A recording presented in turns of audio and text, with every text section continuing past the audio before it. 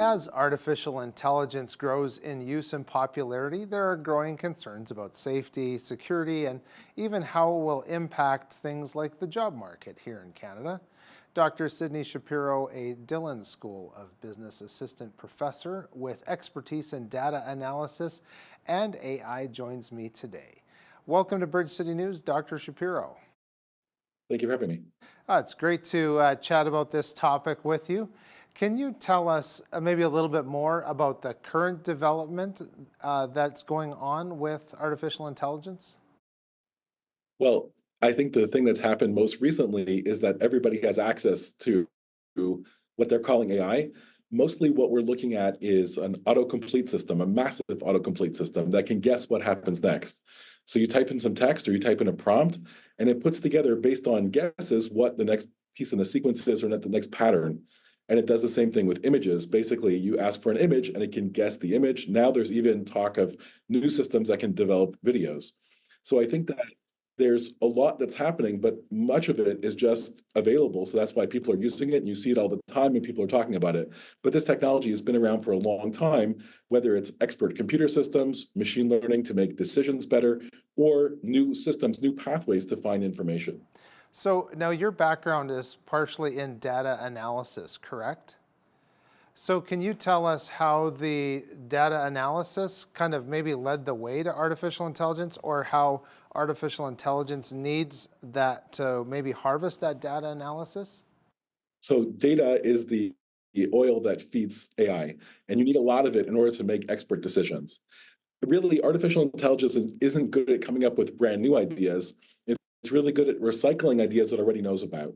So I think if it knows the solution, so for example, if you design an AI that writes a resume and it has millions of resumes to draw from, it will create something great that's the amalgam of that.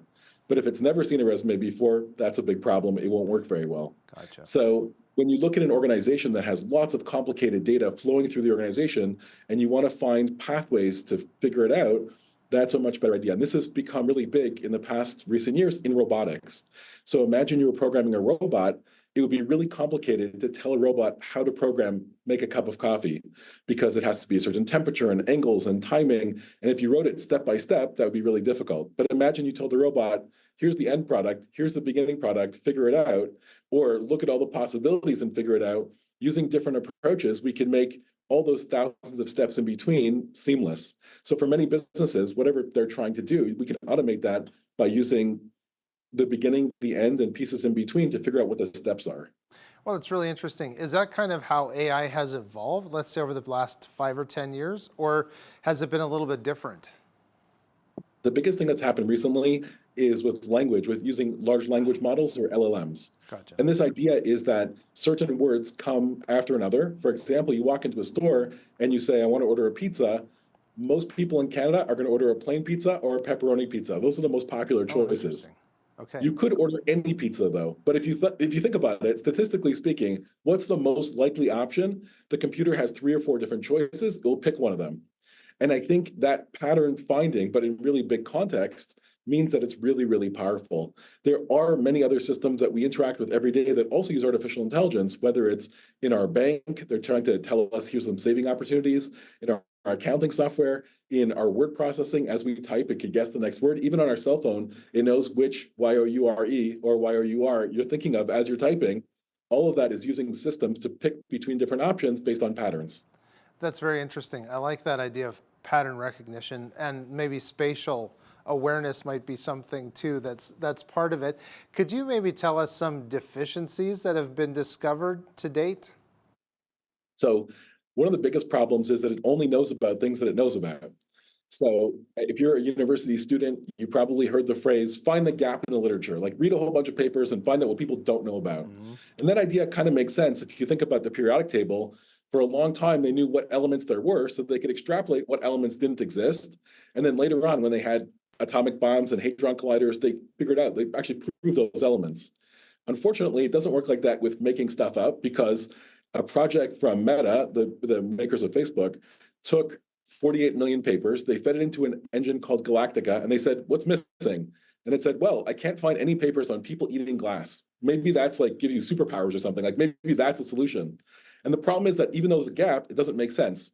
The reason why there's no papers is because that's not something that we investigated. So it's difficult to make things up and then work backwards and make it a reality. If that was possible, then I'd be living in Harry Potter world. But Sure. unfortunately, it goes the other way. We first find things in real life and then we write about them. So just because you could describe something doesn't necessarily make it real. Yeah, that makes perfect sense. Now, I had mentioned the spatial awareness. Do you think that might be coming down the road fairly soon? Definitely. I think that as we look at how we could put different pieces of information together and get better decision making out of it, there's many ways that we can do that and save the amount of figuring out the time in between that it takes to run through all the steps. I saw an amazing project the other day. Somebody who had never programmed anything before in their life asked ChatGPT how to make an app, and they built an app called Point an Arrow to the Galactic Center. So no matter where you are on Earth, it always tells you where the center of the Milky Way is. Oh, wow. Oh, that's kind of neat. I like that. I like looking at the stars. That sounds really interesting. So do you think, looking at the other side of the coin, do you think that artificial intelligence could backfire on the companies that are automating with it?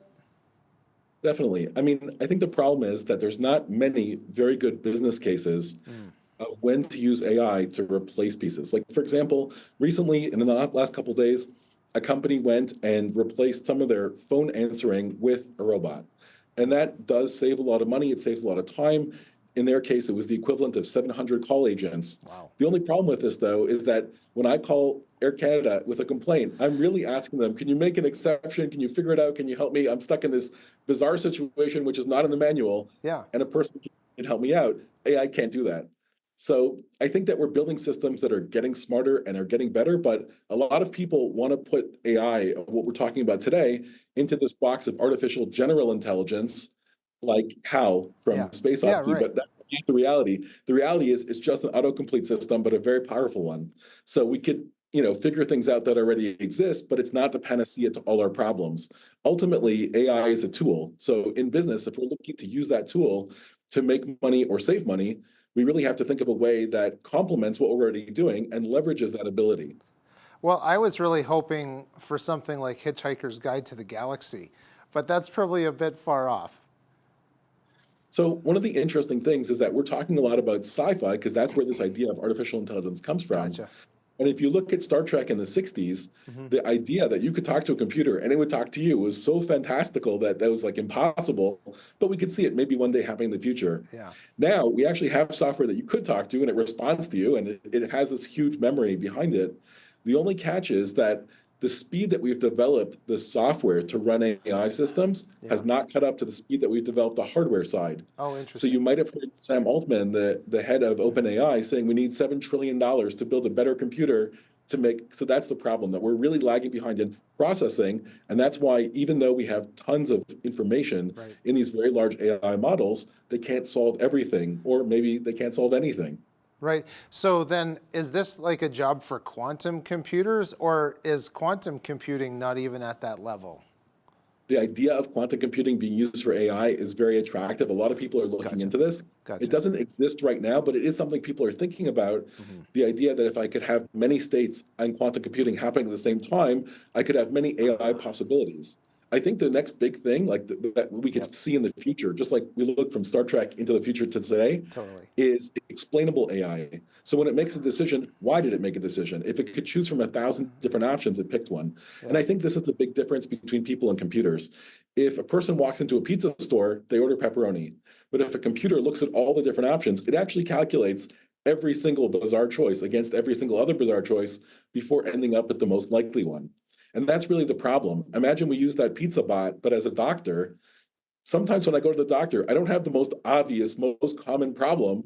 I want the doctor to check me and say, oh, you're the 1% of people that has a super exotic rare disease. Here's special medicine for you, right? So automating things that goes with what's most likely doesn't usually work very well. Yeah, that makes perfect sense. So then if we ask the question about jobs being at risk through AI, that sounds like we could actually be quite far down the road from that happening. But what's your take on that? I think the economy is changing, and I think it depends what your job is. If you're a resume writer, then your job is already threatened today. If you do most other work, then not yet. It's part of automation, robotics, and there is an industrial revolution happening, changing the way that we work. And that's definitely going to be accelerated by using AI, because the AI systems that are inside of it can automate a lot of things. But that doesn't mean that it completely replaces jobs. You still need a person with a brain deciding what to do and to give it instructions.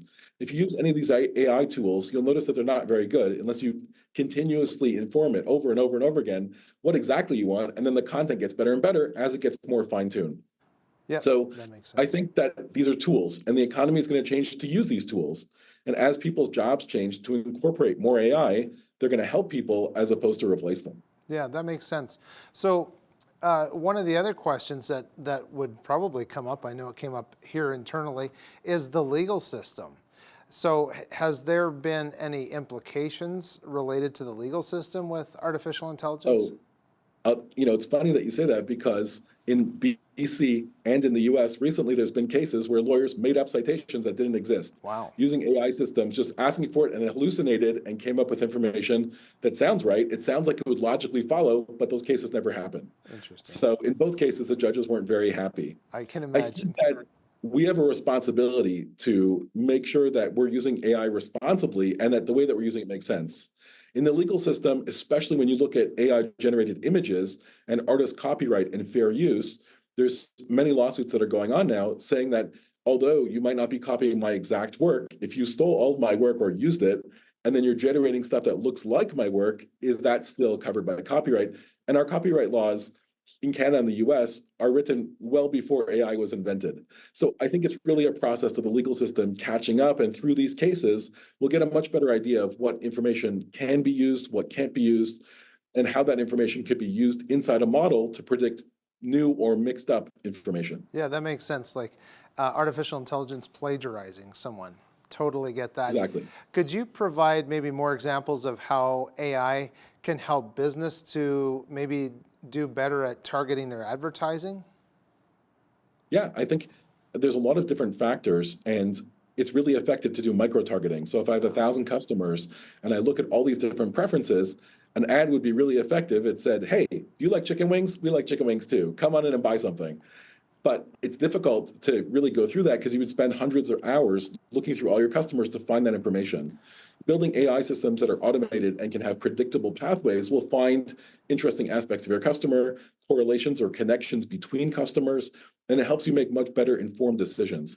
The biggest problem that companies deal with is churn, that people are customers and then they stop being customers. And if we could better predict why that happens, we could invite new customers in and retain old customers at a much higher level. We could automate some of that data analysis using AI. Well, that's really smart. And it's almost like looking at the issue from a different perspective, I would think. Yeah, can you talk a little bit more about maybe sustainability concerns around AI? So I think sustainability is a big issue. Not only is AI generally not very environmentally friendly, it costs an enormous amount of power to run. The question is, what does it actually do? So the companies that make it would like you to use it in your business for everything, but the reality is it doesn't work that well yet, and it makes mistakes. Recently, it's not about AI, but it's about a chatbot. Air Canada had a chatbot that told somebody wrong information, and the court said they had to honor their chatbot, whatever they said. That makes And sense. if you expand that to AI that could answer anything, that becomes a bigger problem. So in terms of sustainability, the data that's inside of it needs to keep on growing, but at the same time, it has to be high quality. And we want to make sure that there's an objective source of truth. For example, if I ask an AI to find me an airplane ticket, I don't want it to make up an airplane ticket. I want me to find a real one. Same thing's true with most things that we could use it for to buy things. So there still has to be real databases with real information, but using AI, maybe we could sort it more efficiently or find things that I'm looking for, or maybe even discover patterns I didn't know about. Right. Well, that makes sense. And I never even thought about the liability of a corporation company using artificial intelligence and it gives the wrong answer. They're on the hook for that. I would like to ask you, though, just before we go, what effect could AI like ChatGPT have on student learning? So I think that huge models like ChatGPT or Gemini are gigantic and try to know everything. If we made them smaller and more narrow, they could do things like tutor students, answer Okay. questions, help with homework. I think that we were originally really worried about this whole scale cheating, like universities are going to go away because everyone will just use it. But it doesn't produce quality. It really just produces stuff. And if we really build this as a tool and help students learn how to use it the right way, ultimately they could take their ideas and find a basis for it, improve it writing, learn the material better, have somebody to talk to if they have any questions. So there's many ways that AI can be leveraged to really be effective at helping education. Yeah, that makes a lot of sense. Well, that's all the time we have for today. Dr. Shapiro, thank you very much for joining me. Thank you. It was great to have you on. That was Dr. Sidney Shapiro. He is an assistant professor at the Dillon School of Business here in Lethbridge at the U of L.